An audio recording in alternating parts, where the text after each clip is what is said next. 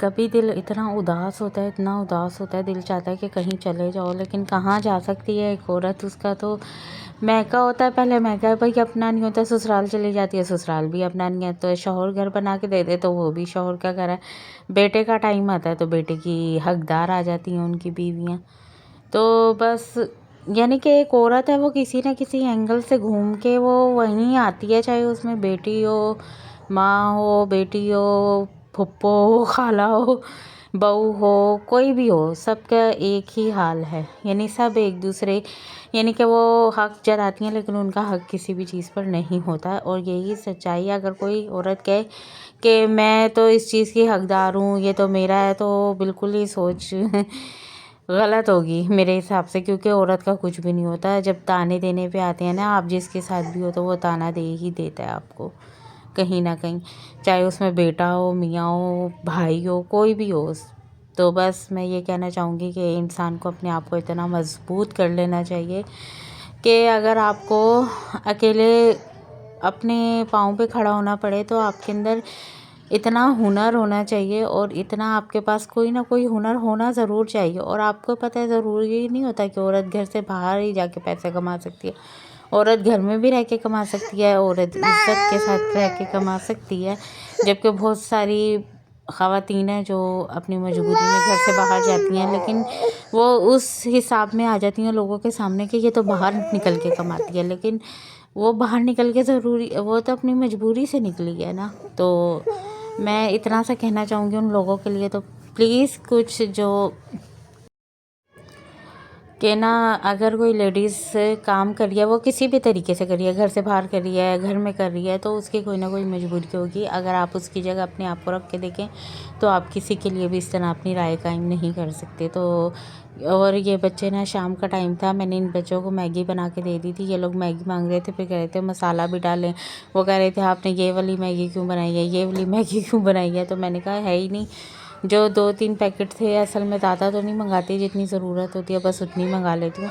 तो अब शाम भी हो रही थी और सर्दियों में देखें अंधेरा भी हो जाता है। मैं सबूर को ज़्यादा बाहर नहीं भेजती हूँ, क्योंकि फिर ना देखें भाई अंधेरा हो जाता है और फिर हालात कौन बाहर कैसा फिर, बस अपने बच्चों की केयर करना तो हमारे फ़र्ज़ है ना। तो बस इसलिए मैं उनको ज़्यादा शाम में बाहर नहीं भेजती। अगर कोई सामान मंगाना होता है तो रोशनी रोशनी में मंगा लेती हूँ। और बस ये आज इवनिंग रूटीन मेरी ये थी कि ना ये बर्तन धोए मैंने शाम के, पहले बच्चों का खाना मेरा ख्याल मैंने बना लिया था। ये कढ़ाई में क्या बना हुआ है, क्योंकि आज बहुत दिनों बाद मैं व्लॉग अपलोड कर रही हूँ तो मुझे ना सही तरीके से याद नहीं है। और मैंने साथ ही मशीन भी लगा ली थी, क्योंकि सुबह में आजकल ना सर्दी बहुत ज़्यादा हो रही है। तो पहले मौसम सही था तो मैं 7 बजे मशीन लगा लेती थी, लेकिन अब लास्ट टाइम मैंने लगाई है ना, मुझसे कपड़े नहीं धुले, पानी बहुत ठंडा था। और ना इतना ठंडा हवा आती है मेरे दोनों पोर्शंस में, पीछे बैक जो ग्रिल्स लगी हुई हैं उसमें से, कि मेरे से ना कोई भी काम नहीं हो पाता, मैं बहुत मुश्किल से कर पा रही हूँ। तो ना बस ये अभी शाम में मेरा ये था कि मैं कपड़ों को ना मशीन से निकाल दूँ। बस आपको मेरे व्लॉग कैसे लग रहे हैं ज़रूर बताएं, लाइक शेयर कमेंट सब्सक्राइब ज़रूर कर दिया करें। Thank you.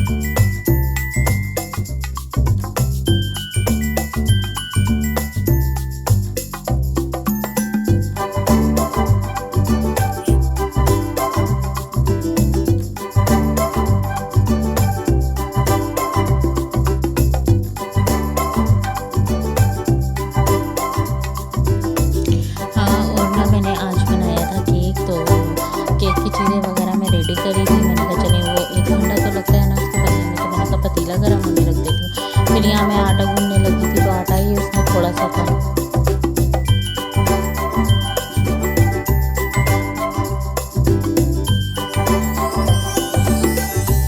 फिर मैंने कहा चले इसकी बास्केट भी खाली कर देती हूँ और इसको धो देती हूँ, क्योंकि मेरा यही होता है जैसे जैसे सामान खाली होता रहता है ना, तो मैं किचन की चीज़ें साथ साथ धोती रहती हूँ। तो इसमें ये होता है कि आपको एकदम ना सारा किचन गंदा नहीं होता, यानी जो चीज़ गंदी होती रहती है आप उसको साफ़ करते रहो।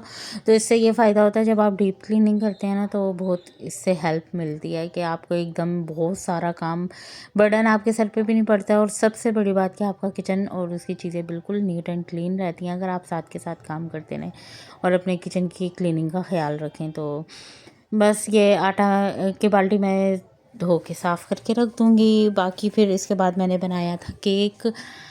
बच्चों की फरमाइश थी कि चॉकलेट केक बनाए, तो मैंने आज उनके लिए चॉकलेट केक बनाया था। और बस यही कहना चाहूँगी कि देखें, जो अब मैं व्लॉग बना रही हूँ या जितने भी लोग व्लॉगिंग करते हैं, तो प्लीज़ देखें, हर इंसान ना बहुत परेशान होता है बहुत सारी जगह पे, लेकिन वो ना अपनी परेशानी बता नहीं सकता है। यानी वो समझ लें कि बाज़ औक़ात इंसान इतना मजबूर होता है कि वो अपनी परेशानियाँ नहीं शेयर कर सकता किसी के भी साथ। और मैं तो कुछ ऐसी हूँ कि मेरी तो कोई फ्रेंड भी नहीं है, कोई दोस्त भी नहीं है, और हमारे ऐसा है, हमारी तरबियत में समझ लें शामिल है कि हम अपने घर की बात, अपने शौहर की बात या कोई भी होती है, हम ना कभी भी एक दूसरे से नहीं करते, क्योंकि इसमें ही हमारी ज़िंदगी की कामयाबी का राज है। अगर आप अपनी कोताहियाँ और ख़ामियाँ अगर किसी के आगे बयान करेंगे, तो हमें नहीं पता अगले शख्स के जहन में क्या है, तो वो इस चीज़ को किस तरीके से लेगा।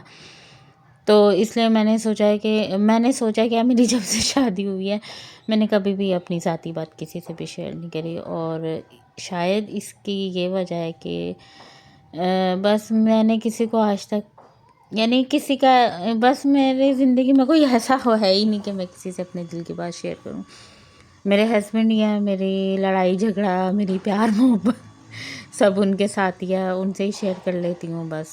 और अब औलाद है, आगे बच्चे हैं, इंशाल्लाह उनसे दिल का हाल कह लूँगी, बस यही है। और सबसे पहले अल्लाह ताला है जो हमारे दिल के हाल जानता है, समझता है, और जिसे हमसे ज़्यादा हमारा पता है, तो बस उससे ज़्यादा हमारा मददगार तो कोई हो ही नहीं सकता। तो बस आप लोग मुझे दुआ में याद रखें। मेरी इवनिंग रूटीन, ये मेरी बिज़ी सही की बिज़ी इवनिंग रूटीन होती है इस टाइम में, क्योंकि इसके बाद ट्यूशन भी होता है बच्चों का, तो बस उनको भी देखना होता है। फिर मैं सिलाई भी कर लेती हूँ, अक्सर मेरे पास टाइम होता है। तो बस इसी तरह टाइम गुजर रहा है, अपनी ज़िंदगी गुजार रहे हैं। और आपको व्लॉग कैसा लगे ज़रूर बताइए। लाइक